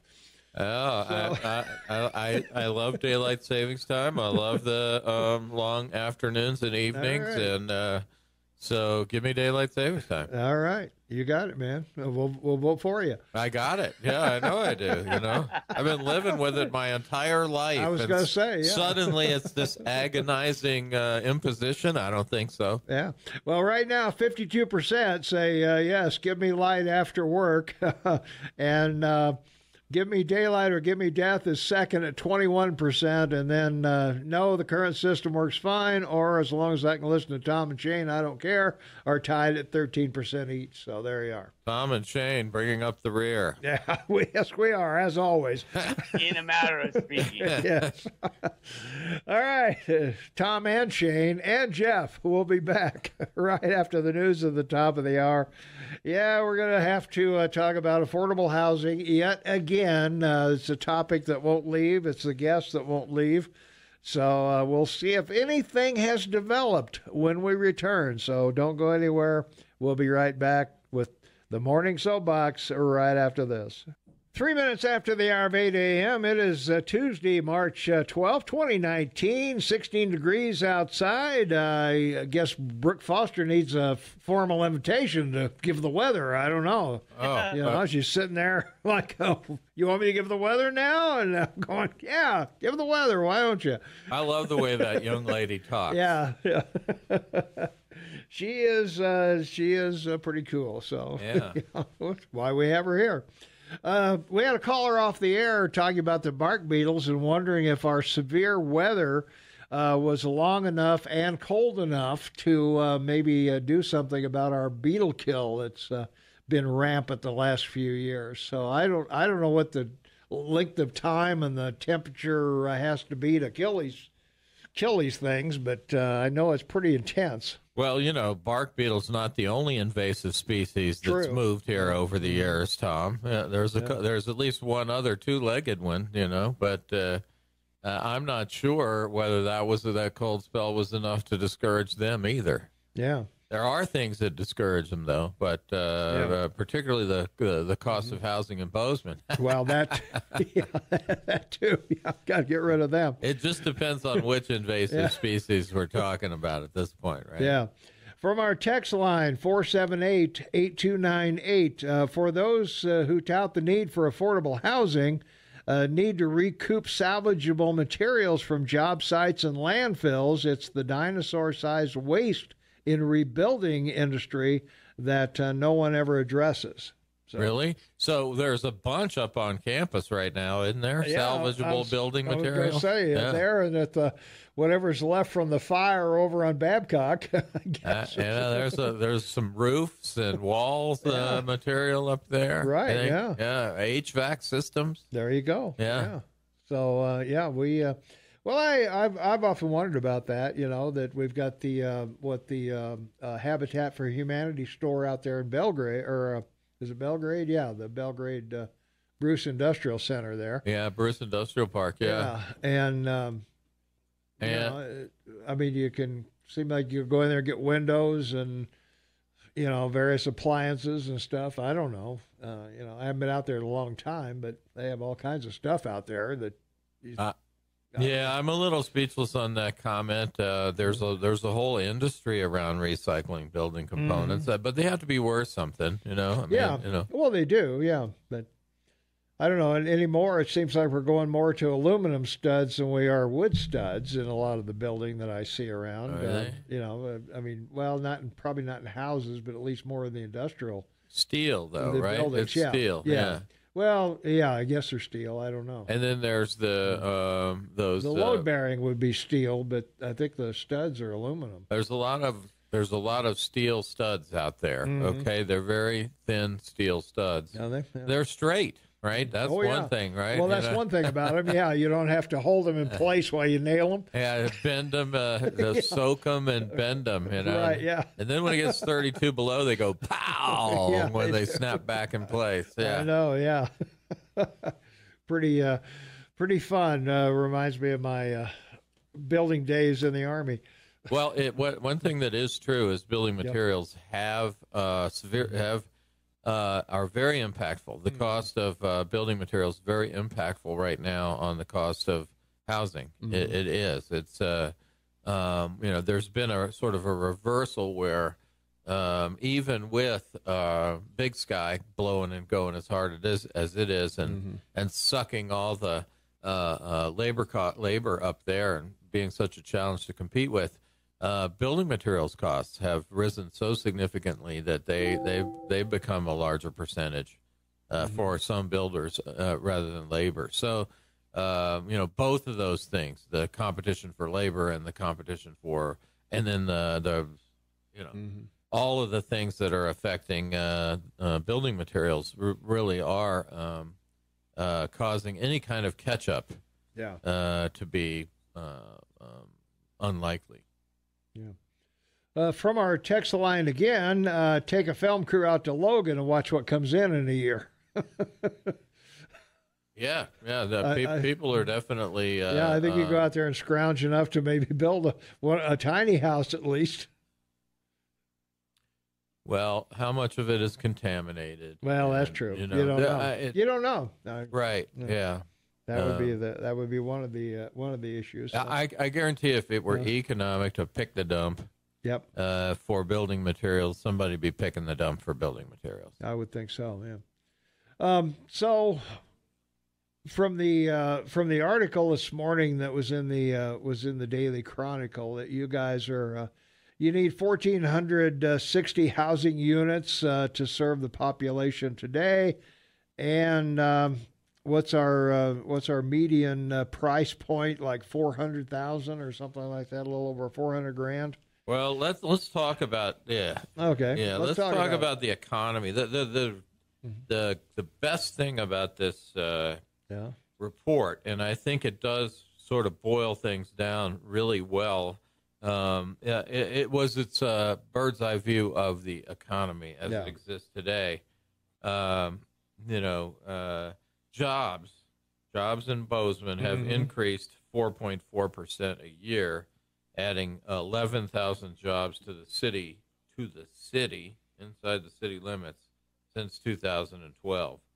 The unemployment rate has dropped from 7% in 2012 to 2.5% last year. And it's predicted to go to 2%. We've averaged about 800 units a year building and adding to the city 800 units a year, a prodigious growth rate, and yet we are more bound up and lack affordable housing across a wider range of prices, more now than ever before, even adding 800 units a year. And by the way, most of those 800 units a year have been added, almost all, in annexations that were done before 2008. So we annexed a lot of property 2004, 2008. Since then, almost nothing a year. In fact, when we annexed 140 acres the other day, that was the biggest annexation, I believe, in a decade. So we are not growing geographically. And that, again, adds to the difficulty of hitting any kind of the targets that are in this housing study. Yeah. The sales prices of homes, which includes single-family homes, townhomes, and condominiums, has increased 75% since 2012, average rise of 10% a year. 75% increase since 2012. And then rentals have increased. Have increased about 35 to 40% since 2012, 5 to 6% a year. And what has happened is the rental vacancy rate is, both rental and for sale vacancy rates are effectively zero. They are 1% for rental rates, which is just the natural people trying to move to a bigger or smaller place. And then the for sale vacancy rate is about 2 to 3%. Again, sort of a natural thing. And we learned, anybody that took economics would know that 2% unemployment rate is effectively a zero unemployment rate. So this town has no unemployment rate. Yeah. It has no unemployment, no vacancy. That is a town that is completely bound up and can't move up, down, sideways, or anywhere else. Anywhere else, yeah. Very difficult. Yeah. Wages only increased about 2.6% a year since 2012. So, well, we have so many service jobs here because of the university, and we have a lot of retail, and all of those things. I think hold that down somewhat, don't they? Well, if you can't get any employees to hold your store open, what are you going to do? Well, that's true. That's what I mean. And I think that, and if you can't compete with Amazon, what are you going to do? Yeah. And so retail in this town, I believe, does struggle. One of the things that they said was employers have been in a wage war for at least 2 years. So if your employer has been in a wage war, I'm pretty sure you haven't seen it. It's interesting. Montana State University, for example, who has to be a big piece of this, all their wages are set by collective bargaining or by the Board of Regents and have to be approved by the Board of Regents. And they're set university-wide, university system-wide. So a custodian in Havre and a custodian in Bozeman typically make about the same thing due to the collective bargaining agreements at the state level. And yet a custodian in Bozeman has to pay 75% more for housing than you do in Havre, and that is a ridiculous thing, right? That is completely and utterly ridiculous. And so that alone, the impact of Montana State University having to control its wages through Helena, that alone is a difficult problem and needs to be addressed by the regents or the legislature or both. Yeah. Well, it'd be easier to do it on the regents level, I think. I'm on the Bozeman or on the Gallatin County Salary Committee, and we compare the salaries of what Marty Lambert makes with what Great Falls pays and Billings pays and Missoula pays and Havre pays and whatever, and we determine, where that fits with our standard of living here. Right. Yeah, I get that. Yeah. And that's what the regents should do, the same thing. They don't. I know they don't, but I mean that I realize it would be a little extra work to get that information, but it would be so unfair. They always came back to me with the same excuse. Well, it's hard to attract people to Havre. Well, yeah. So you have to pay more up there. Yeah. So we have to be the same. Yeah. That's always their thing. Okay. It always flabbergasts me, right? Yeah. That people they wouldn't listen to the mayor or the person on the ground, right? And it's going to be very difficult. Heaven forbid you would have the people who actually do the job advise you on the cost of doing that job and what it should pay. So, so it's a very interesting report. Okay, just from the economics that they put out there, I think, and then they started to get into how many units we need. They talked about. One of the things they talked about was this affordable housing. It used to be, when we talked about it, it was for poor people, right? We need more Section 8 and more Section 20. Those are low-income housing rentals for the most part. Or maybe we need some set-asides for low-income. Now, you essentially, to buy a house, you have to make 150% of the area median income. To buy a house, 150%, which is a pretty substantial wage, actually. I've heard from the realtors that if it's a condo, which is about all there is, under $250,000 on the market, you list it and it's there about 10 days before it's sold. Yeah. Somewhere around 40% of all sales in Bozeman are cash sales. And I've said for a long time, people have listened to me for a long time, this is a balance sheet issue, right? People in Seattle or Portland or San Francisco, they have a big fat balance sheet, and that's how they buy housing. And it's hard if you're just a wage earner to compete with big balance sheets. Yep. It just is. And that's what's happening in Bozeman to a significant extent. They didn't say that last night. Again, that's just me waking up in the morning, driving down the street, talking to people, understanding the town I live in. Yeah. And because I don't really need to study to understand the town I lived in. I lived here a long time. But then again, I'm not trying to change the town I'm living in significant ways. I moved to Montana to change me. Yeah. From the Virginia boy to the Montana adult. Me too. I got to take a quick break. Let's when we come back, let's talk about what does the commission think they're going to do to drop the price of a house $200,000. So we'll try and figure that out when we come back right after this. 22 minutes after the hour of 8 o'clock, and Jeff Krauss is in the house, three-time Mayor of Bozeman, current city commissioner, and Shane Montalban on the line with me from Vancouver, British Columbia. Tom Eagleoff, your morning mayor. And let's see, from our text line, I read an article from British Columbia about the beetles. Sudden cold snap before the beetles produce glycol. The late summer or 5 solid days of sub-zero temperature where the temperature never goes above negative 15, I think.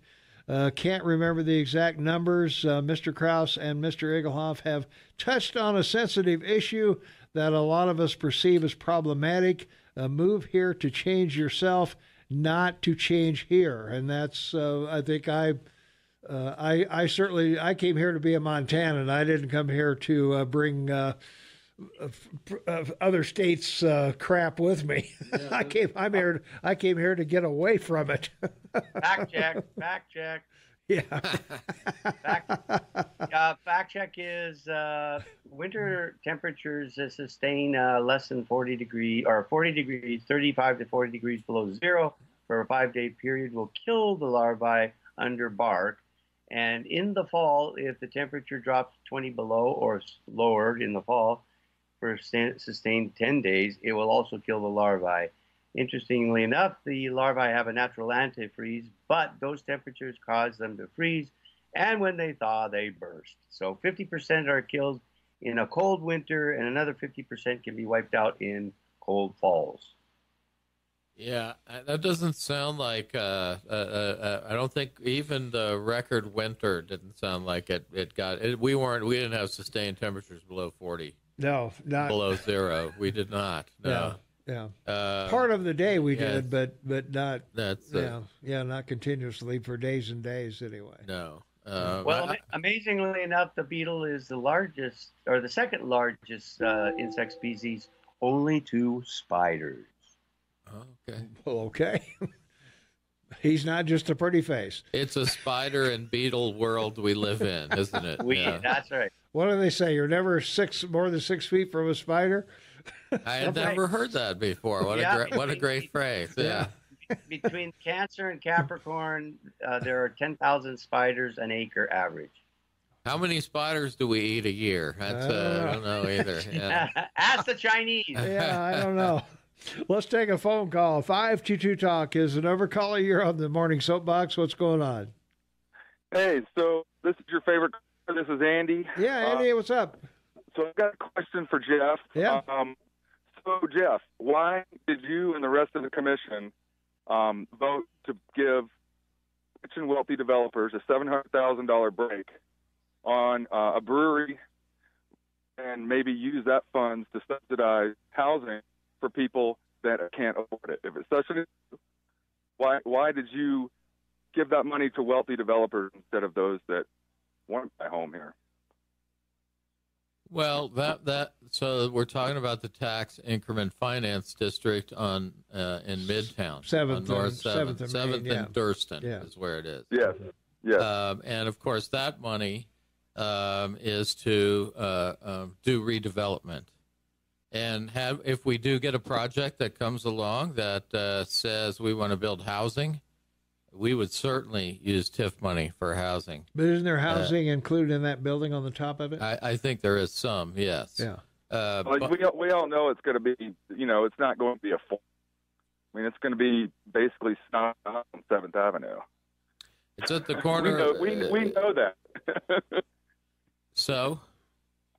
And it's going to just drive up the cost of housing for everyone else in that area. It's going to hurt the longtime Bozeman homeowners who probably moved in their home 35, 40 years ago. They can barely handle their property taxes now. It's going to increase the amount of property tax that these people are going to have to pay in that general vicinity. I don't think that's really fair, and I think we really need to watch where we're putting this money. These developers do not need this money. They can come in and they can afford it. They do not need property tax and taxpayer money to fund their wealthy developments. Yeah, all I hear from you is someone that is envious of other people.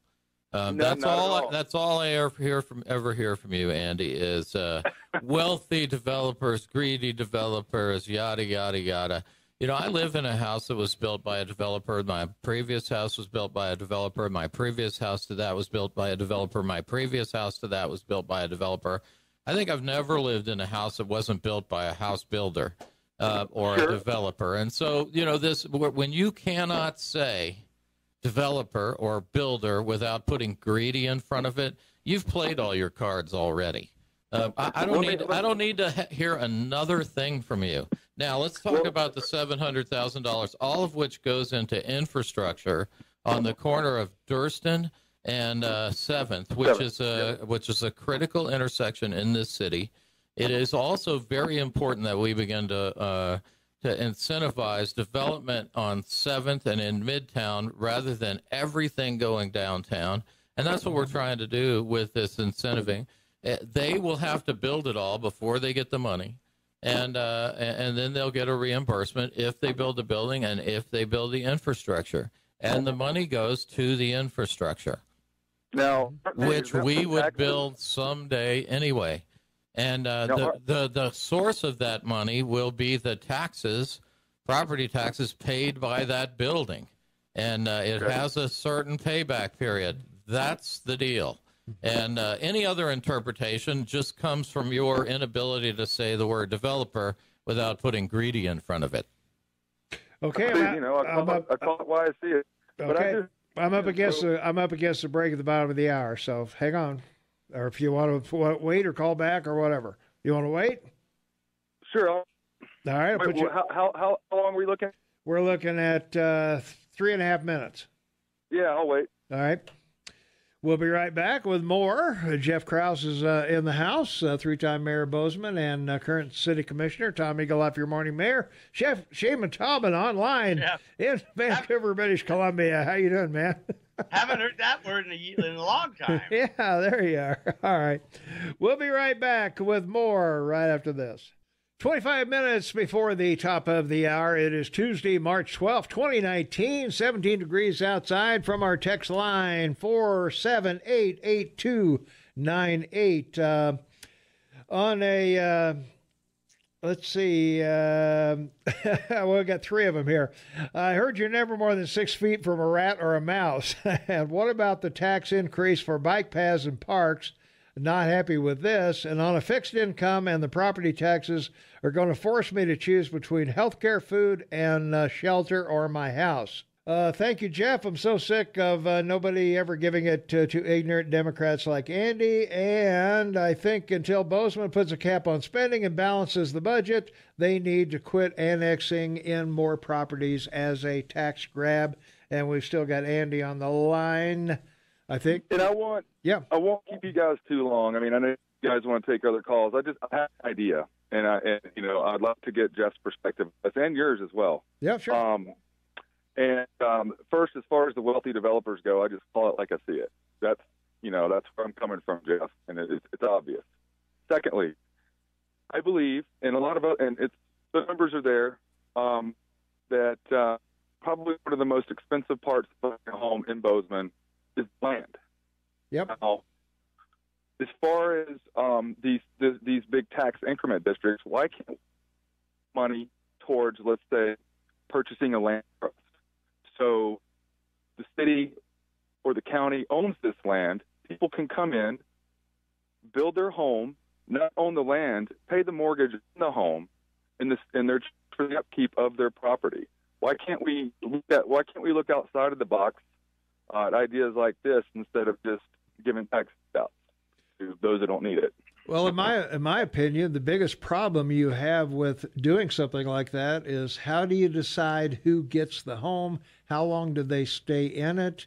And what's the resale of it when you turn around at the end? I mean, there's whole bunches of things that have got to be tied to that. And if the person who moves in there is in has a low-paying job or something like that, and all of a sudden their income turns around, then what do? Kick them out of the house? So you know what? They're buying a home. I think if you were to do it on income-based need, I think that you would find that it would work much more fluid than you think. They're doing it in Burlington, Vermont right now. My boy Bernie Sanders is the one that instituted it. It's been working for the past 35, 40 years. We need to look outside the box. Bozeman reflects Burlington in a lot of ways, as far as demographics and educational levels and whatnot. So I think we need to maybe outside the box at cities like Bend, Oregon, where they are tackling this problem rather effectively, and focus on that rather than hiring an affordable housing coordinator for $55,000, more than that, and wasting money on that. The city commission has the ability to sit down and discuss things outside of the box. All right. And these are new items. Okay. Thanks for the call. We'll talk about it. So that I have more. I actually have more interest in some of what Andy just talked about than he might think, we had someone get up and say, well, you're not going to be able to tackle this problem until the main constraint is you don't have a housing coordinator. Look, the main constraint is not that we don't have a housing coordinator, all right, that we're not building housing. That isn't it. It isn't that, oh, my God, we'll never get this done unless we have more bureaucracy. And so I would echo Andy's sentiments there. There are a number of constraints on that. As far as, it is not the case, Andy and everyone else, that money that we collect at the city is completely fungible and can be moved around to any purpose whatsoever. That isn't the case, right? We collect... In general, we collect money for specific purposes. I also want to, and so it's not the case that you can spend money on whatever you want to do. As the guy that started the affordable housing general property tax levy in 2005, which makes me sound like Andy, I watched it go from 2 mills at the start, and I had hoped that it would stay steady. I watched it get rated every year. Mm-hmm. Well, we don't have a project. We don't have a project. When what I wanted to do was save it up and work with Jeff Rupp at HRDC and actually take over, purchase the property that used to be a mobile home park and turn it into exactly what Andy was talking about. And I talked about that numerous times. That failed completely. It had no support from anyone. And that 2 mil levy went down to $500,000 many years at the insistence of the city manager and the majority. And I believe that if we're going to have the whole question is, who are you going to find to build houses and lose $100,000 on each house, or build condos and lose $75,000 on each condo? Who are you going to find to do that? And the answer, of course, is you're not going to find people to do that. The economics of that, you still have to make up that difference some way. Yeah. Period. And finding ways to do that is the challenge. Mm-hmm. And Andy has a suggestion which has been tried other places and actually works. It is the Tom Joad, the ghost of Tom Joad approach. It's very communal, shall we say, but it does work sometimes. By the way, in Section 8 housing, and if you go to school, out you go. If you make more than so much money, out you go. Mm-hmm. So that does occur for that. That housing is very limited, and when we tie it to you have to have a job and you have to make less than a certain amount of money, it really does keep people down below those levels. Yeah. From our text line, lowering taxes would go a long way to make housing affordable. That may be true. Mr. Eaglehoff is right. Who decides is another text. Andy rails about wealthy developers, but supports Bernie Sanders, a guy who owns 3 homes. How ironic. And who were the greedy developers that built Bernie's homes?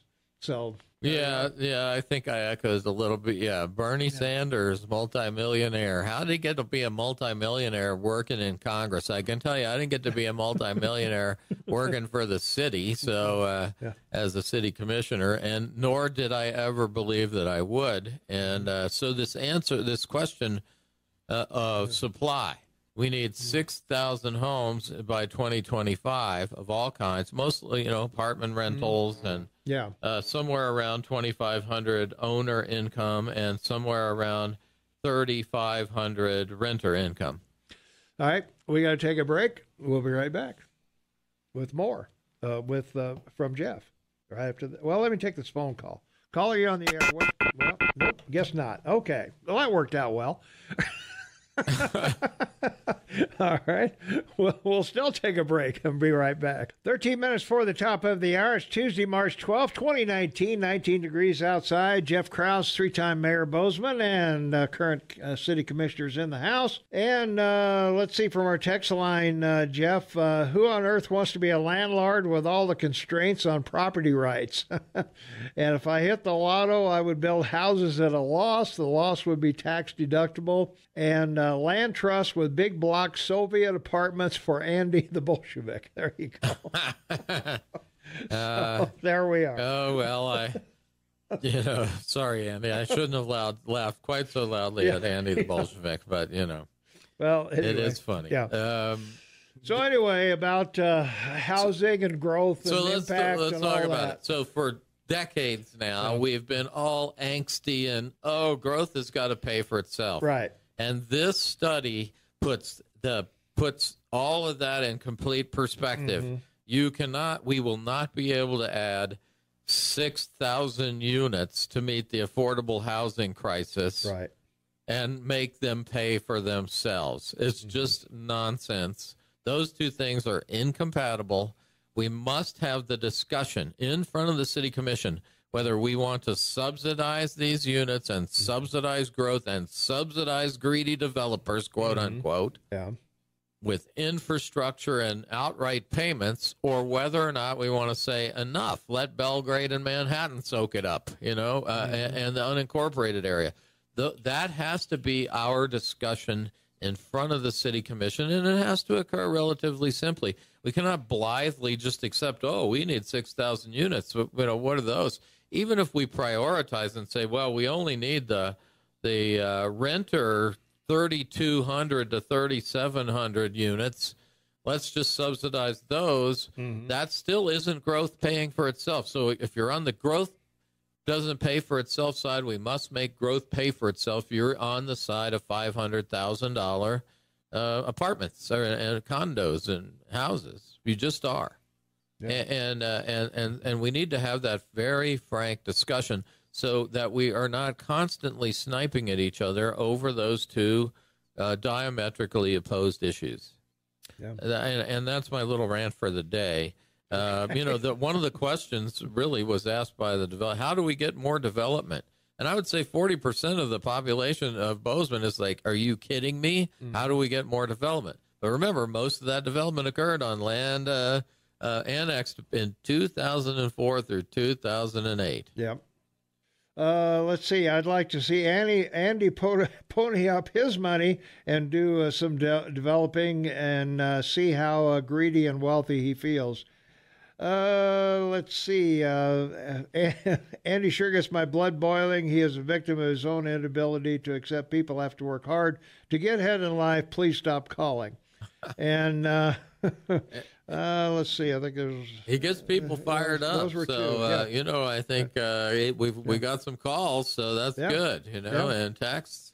Yep. So I don't think that's bad. No, it isn't bad at all. And he puts it in front of us, and I think he had he had an interesting point. Certainly something that I wanted to save up for was a chance to get some ground. Yeah. I'll give you a place where we could do it right now is we could kick the dogs off of Snowfill, which is out there on the other side of the landfill. It's not on land that was ever the land. The part of it is not landfill. It was just land that was bought to be a future landfill. And, take bids on people that wanted to build housing out there, affordable housing out there, and see who would come along.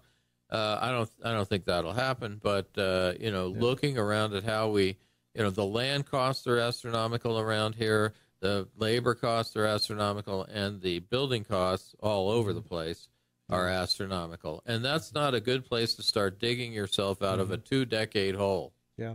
From our text line 478-8298, isn't there a time lag? The need is now. The revenues don't come in now. Let's take this call, and then we got to take a break because we got a long break here with Rush, and I want to make sure we get everything in here. Caller, real quick. You're on the air. What's going on? Hi, it's Gay. And hey. One of the problems is everybody wants a 3-bedroom, 2-bath, 2-car garage, on a quarter-acre lot, and granite countertops, and all this stuff everybody wants. They think that's how people used to get their first home. My first home was a single wide trailer on 3 acres, not in Montana. But the point is, you don't start at the 3-bedroom, 2-bath, granite countertops. That's what I ended up with. But it took a lot of years to get here. Yeah. And the problem is that people nowadays just don't think they can start beneath where their parents were. They think that's where their parents started. So that's the big mistake a lot of people make. And you just can't do it. All right. Hey, thanks for the call. I appreciate it. Bye-bye. All right, we'll be right back. All right, 2 minutes to go. Jeff Krauss is in the house, 3-time Mayor of Bozeman, current city commission. Shane Matavin on the line with us in Vancouver, British Columbia, and Tom Eagleoff, your morning mayor. And, we need to finish up here, I guess. Thanks for coming in. Yeah, appreciate it. I think, the biggest discussion is, do we want 6,500 units? By the way, the renter portion of that is 3,200 to 3,700, and all of them want to have pets. Yeah. Right. One of the big things that came back was renters want pet-friendly rentals. Yeah. Well, do you want affordable rentals or do you want pet-friendly? Because if you show up with a pet, I'm going to charge you a bunch more. Yeah. Period. Yeah. And then the outcry will be, well, that's discrimination, right? Yeah. Against people need pets. Yeah. Even poor people need pets. Well, and that's part of this with all the rules for landlords. Who the heck wants to be a landlord? That's true. That's what they're going to find out in Oregon, right? In Oregon, all those rentals are going to become condos. Yeah. Right. Government control is not the answer. Okay, from our text line, how long until the city council legalizes street pooping as a homeless accommodation? So, I don't know. That's a rhetorical question. Say goodbye, Shane. Thank you, Jeff. Thank you, Mayor. Talk to you tomorrow. Be happy, be safe. All right. Be happy, be safe, everyone. Thank you, man. All right, thanks for being here. All right, Jeff, thanks for the time. We appreciate it always informative, and we appreciate all the callers and conversation and everything that went on. So it was great. I like all the calls and all the comments, and it's going to warm up today. Have a great day. Yeah, there you go. All right, we will see everybody bright and early tomorrow, 6 a.m. So as Shane says, hey, be happy, be safe. Come back tomorrow. We'll see you then.